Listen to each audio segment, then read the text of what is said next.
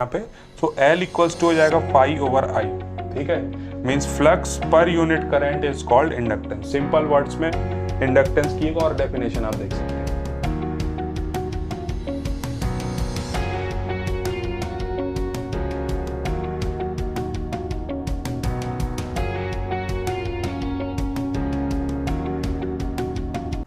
Hello my dear students, welcome you all to the next lecture of network analysis, and today we are going to cover topic inductor.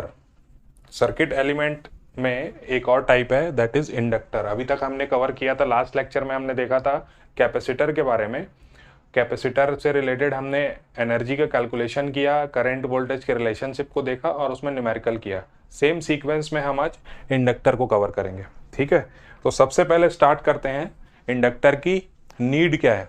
ठीक है, inductor is a two terminal element used to store electric energy in the form of magnetic field. Simple यहाँ पे इसका जो use है वो है electric energy को स्टोर करने के लिए यूज हो रहा है। ठीक है, बट इसमें डिफरेंस ये है कि ये इन द फॉर्म ऑफ किस में स्टोर करता है, मैग्नेटिक फील्ड के फॉर्म में स्टोर करेगा। ठीक है, मैग्नेटिक फील्ड के फॉर्म में मींस बेसिकली फ्लक्स के फॉर्म में स्टोर करेगा। ठीक है, किसी भी कंडक्टर की एक बेसिक प्रॉपर्टी होती है कि अगर आप उसमें करंट फ्लो करेंगे तो उसके अराउंड में मैग्नेटिक फील्ड जनरेट होगा। Means magnetic lines of magnetic lines, field lines वहाँ पे जनरेट होगी, जिनको हम क्या बोलते हैं, उन लाइंस को फ्लक्स बोलते हैं। ठीक है, तो उसी के बेसिस पे इंडक्टर को यहाँ पे हम देखेंगे।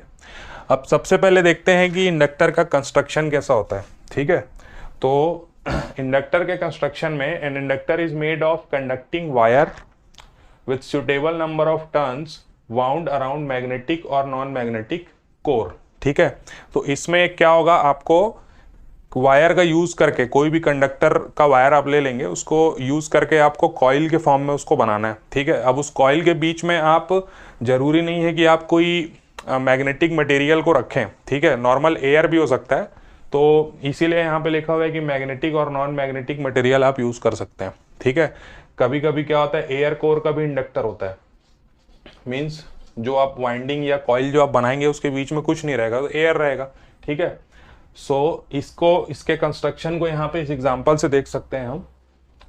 यहाँ पे ये एक मटेरियल है, कोर मटेरियल। ठीक है, इस पे एन नंबर ऑफ टर्न्स है और इसका ये क्रॉस सेक्शन जो है ये ए है और ये इसका लेंथ है एल।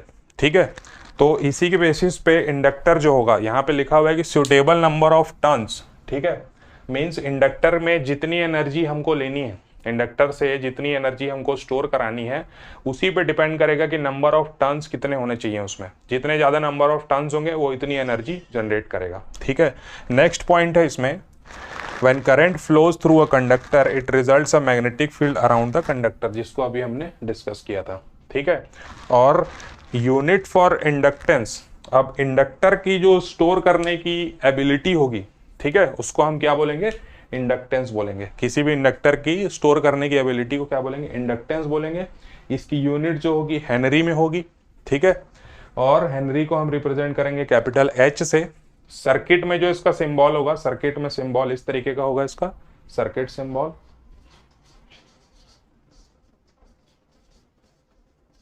सिंपल कॉइल को ही यहाँ पे रिप्रेजेंट करते हैं। ये इसमें वोल्टेज है और ये इसका करंट है। ठीक है, और कैलकुलेशन वगैरह में इसको हम रिप्रेजेंट करेंगे लेटर एल से। इंडक्टर को हम लेटर एल से रिप्रेजेंट करते हैं और इसकी यूनिट होती है हेनरी। ठीक है, so on the basis of its construction, यहाँ पे एक फॉर्मूला हम देख सकते हैं।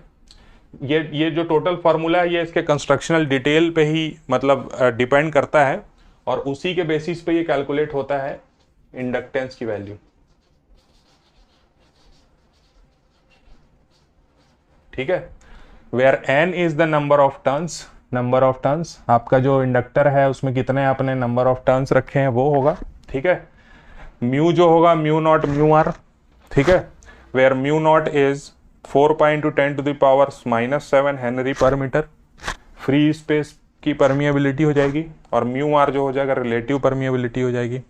ठीक है, अब यहाँ पे भी आप देख सकते हैं, लास्ट लेक्चर में जैसे हमने परमिटिविटी के बारे में देखा था, तो परमिटिविटी की यूनिट थी फैरेड पर मीटर में।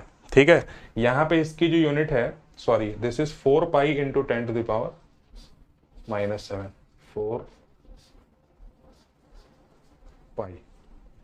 4 पाई इंटू 10⁻⁻⁷, ठीक है। तो हेनरी पर मीटर से हमको ये कंक्लूड कर सकते हैं कि पर यूनिट लेंथ में, ठीक है, जो भी आपका मीडियम हो उसके पर यूनिट लेंथ में जितना इंडक्टेंस होगा उसके मेजरमेंट को आप बोलते हैं उसकी परमिएबिलिटी, ठीक है। जो भी कोर मटेरियल आप यूज करेंगे उसी पर डिपेंड करेगा परमिएबिलिटी की वैल्यू, ठीक है। नेक्स्ट इसमें दिया हुआ है L, तो L जो होगा ये इसका लेंथ होगा। तो हम देख सकते हैं कि इंडक्टेंस की वैल्यू जो होगी वो इसके कोर के जो लेंथ के इनवर्सली प्रोपोर्शनल है, नंबर ऑफ टर्न्स के प्रोपोर्शनल है और क्रॉस सेक्शन एरिया के प्रोपोर्शनल है, ठीक है। तो अगर हमको L की वैल्यू को इंक्रीज करना है तो हमको नंबर ऑफ टर्न्स को बढ़ाना पड़ेगा, ठीक है। नंबर ऑफ टर्न्स को हमको क्या करना पड़ेगा, इंक्रीज करना पड़ेगा। और क्रॉस सेक्शन एरिया बढ़ेगा, तो क्रॉस सेक्शन एरिया बढ़ेगा तो सिंपल है कि ये कॉइल का भी जो कॉइल का जो कवर करने का एरिया है वो भी बढ़ेगा, मींस ज़्यादा एरिया मिलेगा उसको फ्लक्स को जनरेट करने के लिए, तो ज़्यादा वहाँ पे इंडक्टेंस हमको मिलेगा, ज़्यादा एनर्जी वहाँ पे स्टोर होगी, ठीक है। सो this is all about constructional details and need of inductor. अब नेक्स्ट हम इसमें कुछ रिलेशनशिप देखते हैं कि इंडक्टर जब फ्लक्स को प्रोड्यूस करता है तो किस तरीके से उसके बीच में रिलेशन होता है, ठीक है। तो चलिए अब आगे देखते हैं नेक्स्ट पॉइंट क्या है इंडक्टर के बारे में।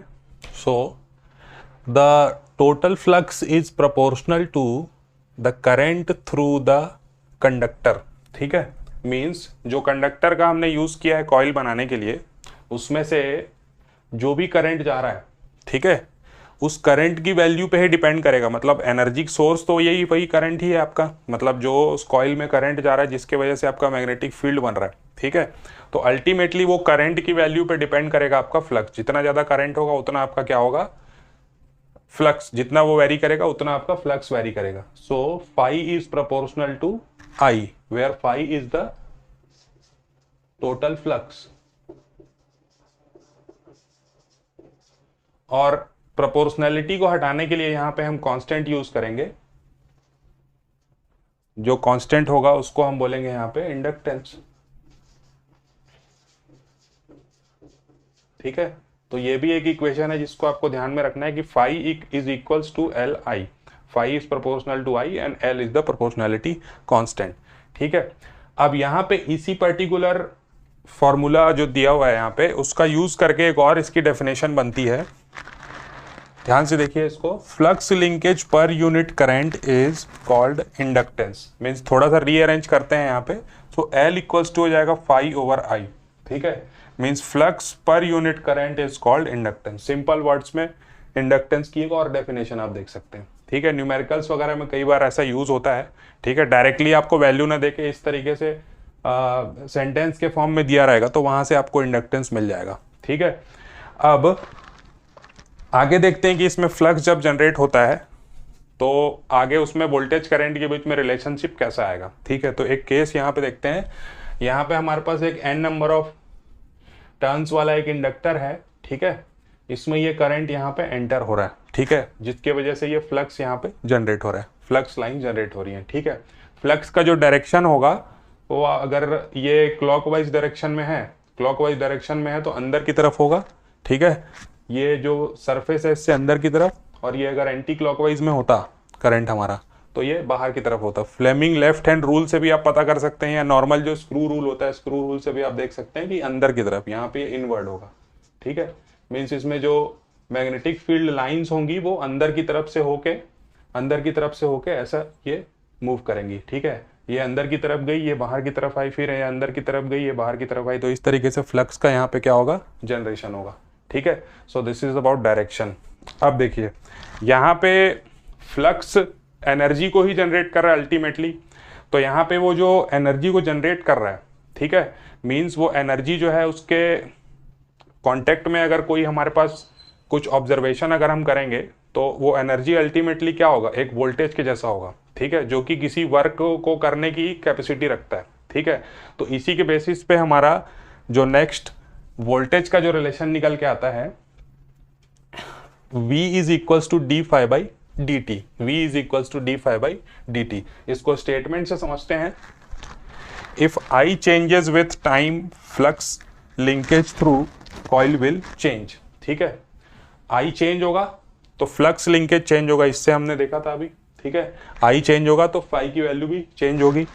सो अकॉर्डिंग टू फैराडे लॉ के according a voltage induced due to time varying flux means जैसे जैसे आपका फ्लक्स की वैल्यू वेरी करेगी करंट के बढ़ाने पे, वैसे वैसे क्या होगा, एक वोल्टेज वहां पे इंड्यूस होगा। ठीक है, उस वोल्टेज को V से रिप्रेजेंट करेंगे यहाँ पे। ठीक है, and this is equals to d phi by d t. ठीक है, अब इसी का यूज करके ये जो दोनों इक्वेशन हमने देखा है, इसी का यूज करके हम करंट और वोल्टेज के बीच में रिलेशन निकाल सकते हैं इंडक्टर के लिए। ठीक है,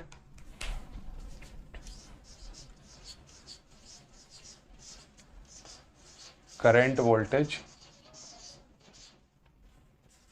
relation. So from equation 1 and 2 we can write V is equals to d by dt L I। ठीक है, फाई की वैल्यू हमने रख दी है L I, so V equals to L is constant, so that is d by dt di by dt। थोड़ा सा rearrange अगर करें इसको तो हो जाएगा di is equals to 1 by L V dt। ठीक है, और इंटीग्रेशन करने पे I इक्वल्स टू हो जाएगा 1 by L V dt। ठीक है, अब यहाँ पे सेम देखिए, ये स्टोरेज एलिमेंट का काम कर रहा है तो इसमें भी मतलब मेमोरी होगी। ठीक है, इसमें भी मेमोरी होगी, मतलब कि हमको माइनस इन्फिनिटी से टी टाइम लेना पड़ेगा। जैसे सेम हमने कंडक्टर में लिया था वैसे ही कॉन्सेप्ट इसमें भी लगेगा कि हमको प्रीवियस वैल्यूज का यहाँ पे ध्यान रखना पड़ेगा। ठीक है, अगर जीरो दी हुई है तो कोई बात नहीं, आप तो उसमें जीरो बोल के हटा देंगे, उसमें फिर 0 to t लिमिट हो जाएगी, बट यहाँ पे हमको इसको कंसीडर करना पड़ेगा। सो आई equals to 1 by L V dt, इसको आप सेपरेट करके ऐसे लिख सकते हैं, I equals to 1 by L 0 to t V dt plus I 0। ठीक है, प्लस आई 0, ये t माइनस इन्फिनिटी से 0 वाला जो पार्ट है, माइनस इन्फिनिटी टू 0 वाला जो पार्ट है वो I0 को रिप्रेजेंट करेगा, और I0 को आप बोलेंगे इनिशियल करंट थ्रू इंडक्टर। जो भी इनिशियल करंट है, अगर 0 गिवन है तो आप 0 रख देंगे, या कुछ वैल्यू आपके पास है तो उसको वैल्यू को रखेंगे। Initial current through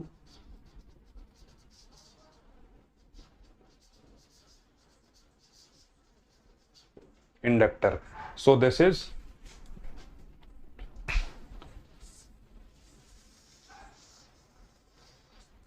current for inductor and this is the voltage for inductor। ठीक है, so current और voltage के बीच में यहाँ पे रिलेशन हमने देख लिया। ठीक है, तो अब इंडक्टर में नेक्स्ट देखते हैं energy stored in an inductor. ठीक है, कि कितनी एनर्जी वो स्टोर करेगा उसका कैलकुलेशन करते हैं। ठीक है, we know that energy is stored in an inductor when current flows through it. Current के वजह से उसमें फ्लक्स के फॉर्म में एनर्जी स्टोर हो रही है, मैग्नेटिक फील्ड के फॉर्म में। ठीक है, so the instantaneous power is equals to P equals to VI। ठीक है, ये पावर का फॉर्मूला हमने देखा है पहले। ठीक है, अभी हमने वोल्टेज के लिए वैल्यू निकाली थी, तो इससे पावर की वैल्यू हो जाएगी I इंटू V की वैल्यू रख देते हैं L di बाई dt। ठीक है, L di बाई dt। अब इसको हम यूज करते हैं एनर्जी कैलकुलेशन के लिए। We know that the relation between energy and power is this, W is integration of P dt। ठीक है, अब P की वैल्यू यहां पुट कर देते हैं, so energy W is equals to I into L di by dt, और ये हो जाएगा dt। dt and dt will be cancelled out. ठीक है, यहाँ पे भी लिमिट हमको रखनी पड़ेगी minus infinity to t। Same वही केस, स्टोरेज की वजह से मेमोरी का ध्यान रखना पड़ेगा हमको। ठीक है, कांस्टेंट वैल्यू बाहर ले लेते हैं L, और ये हो जाएगा minus infinity to t I di। ठीक है, सो आगे इसको सॉल्व करते हैं। W is equals to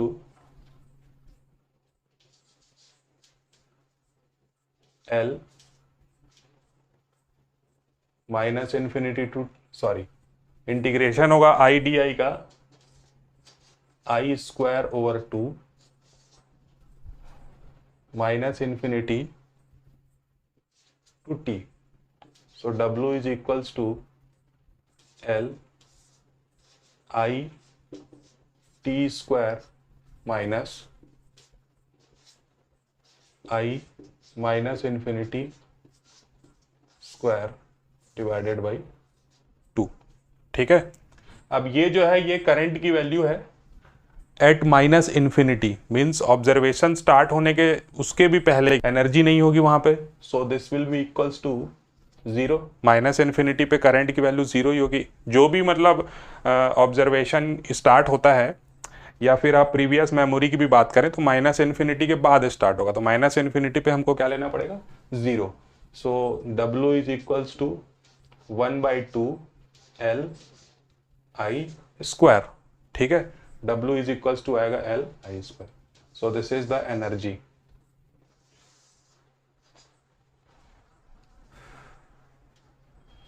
W equals to 1/2 L I square.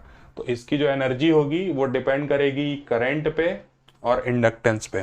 ठीक है, मीन्स आपको एनर्जी अगर ज़्यादा चाहिए तो आपको इंडक्टेंस को इम्प्रूव करना पड़ेगा और करंट थ्रू इंडक्टर को इम्प्रूव करना पड़ेगा. ठीक है, करंट थ्रू इंडक्टर को इम्प्रूव करना पड़ेगा. तो टोटली एनर्जी डिपेंड किस पे करेगी, एनर्जी पे. So this is about energy calculation. ये फॉर्मूला काफ़ी यूज होगा, इसका आपको ध्यान रखना है. अब नेक्स्ट इसमें हम देखते हैं कुछ न्यूमेरिकल्स करते हैं बेस्ड ऑन जो अभी हमने पढ़ा है, फॉर्मूले वगैरह का यूज करके देखते हैं कैसे बनाएंगे उसको. ठीक है, तो न्यूमेरिकल्स करने के पहले कुछ पॉइंट्स देख लेते हैं जो आप नोट कर लीजिएगा, इंपॉर्टेंट पॉइंट्स हैं.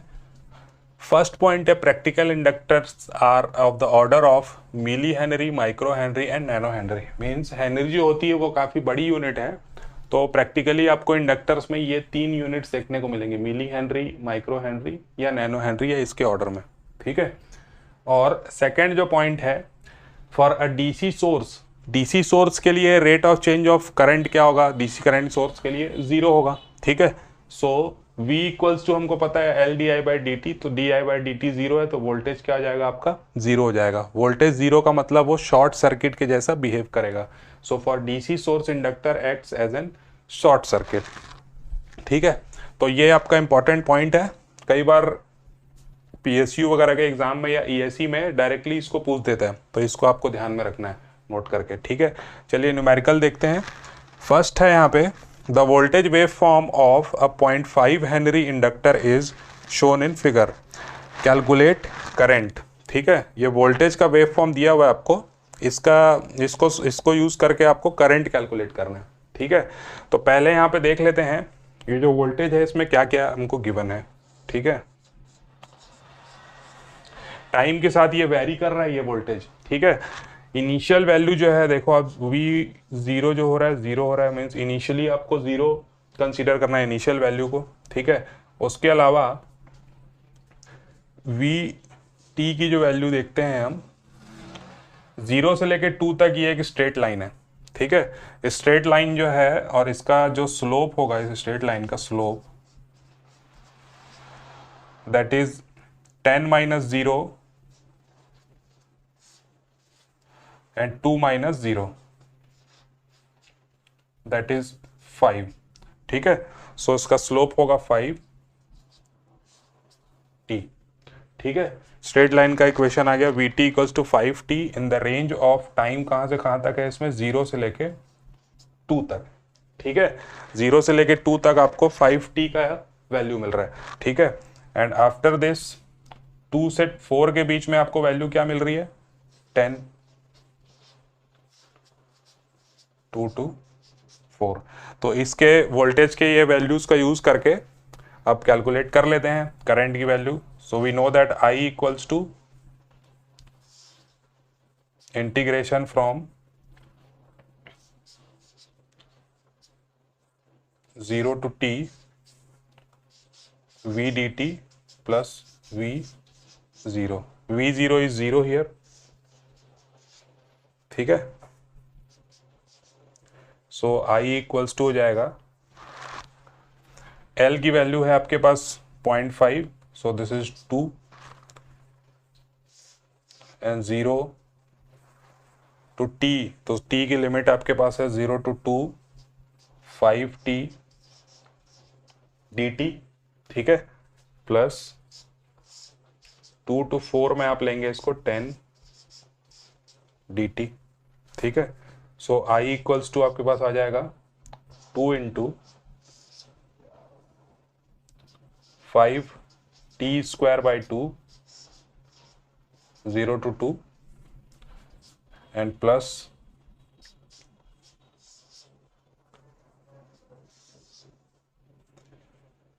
10t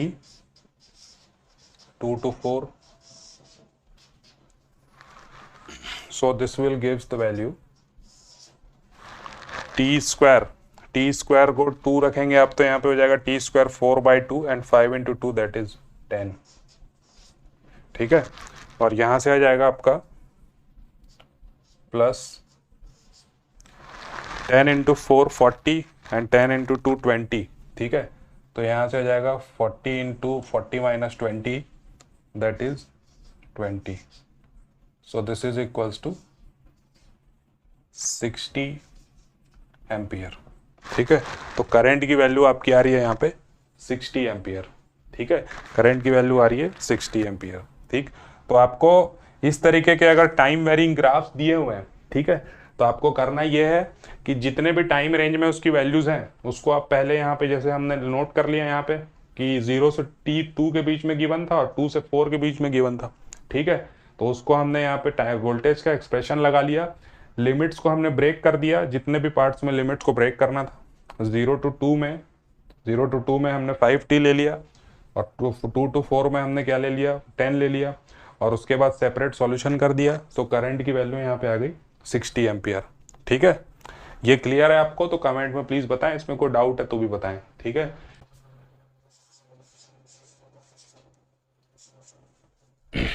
तो यहाँ पे सोलेनोइडल स्ट्रक्चर गिवन है, कुछ इस तरह का रहेगा ये।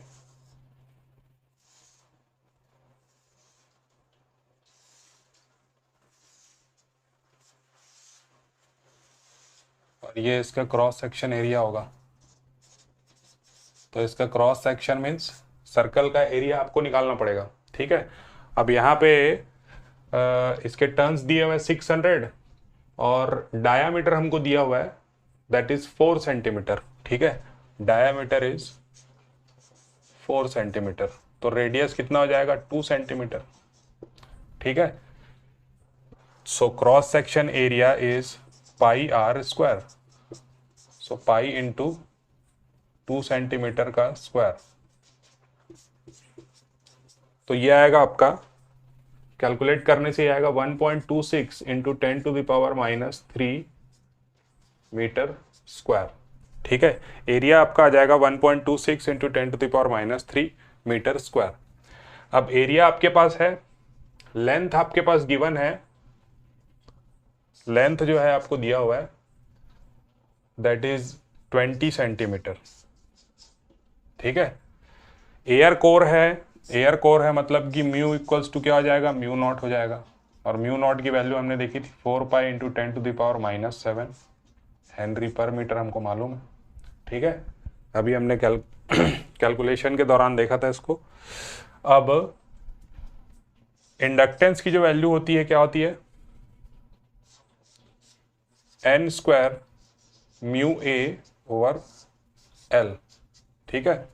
तो यहाँ पे n की वैल्यू आपके पास है 600, ठीक है। 600 स्क्वायर इंटू म्यू की वैल्यू हो जाएगी 4 पाई इंटू 10⁻⁷ और एरिया आपका है यहाँ पे आपने कैलकुलेट किया 1.26 इंटू 10⁻⁻3, ठीक है, डिवाइडेड बाई 20 सेंटीमीटर। 20 सेंटीमीटर है, इसको आप मीटर में कन्वर्ट कर लीजिए -2, ठीक है। ये कैलकुलेट करने से आपको आएगा, लेंथ की वैल्यू आएगी, सॉरी इंडक्टेंस की वैल्यू आएगी 2.85 मिली हेनरी, 2.85 मिली हेनरी, ठीक है। सो दिस इज द इंडक्टेंस। अब आपको कैलकुलेट क्या करना है, नेक्स्ट एनर्जी कैलकुलेट करना है, ठीक है। तो एनर्जी कैलकुलेट करने के लिए अभी हमने फॉर्मूला डिराइव किया था, W equals to 1/2 LI square. So this is 1/2 2.85 into 10 to the power -3. Current is given 4 ampere, so 4 square. So इसको कैलकुलेट करने से आएगा 22.8 मिली जूल्स। तो इतनी एनर्जी ये आएगी इसमें, ठीक है। तो इस तरीके से है, फॉर्मूला बेस्ड ही है। थोड़ा सा आपको कैलकुलेशन वगैरह का क्वेश्चन को आप ध्यान से पढ़िए और स्ट्रक्चर के बारे में, एरिया कैसे निकालना है वो आपको क्लियर हो जाएगा, ठीक है। तो इस तरीके से आपको सॉल्व करना है, ठीक। सो this is all about inductor. इसमें से थ्योरी या न्यूमेरिकल में कोई भी डाउट है तो प्लीज़ कमेंट में बताएं, और वीडियो को लाइक करें, चैनल को ज़्यादा से ज़्यादा लोगों तक पहुंचाएं, ठीक है। शेयर करें वीडियो को। Okay, thank you.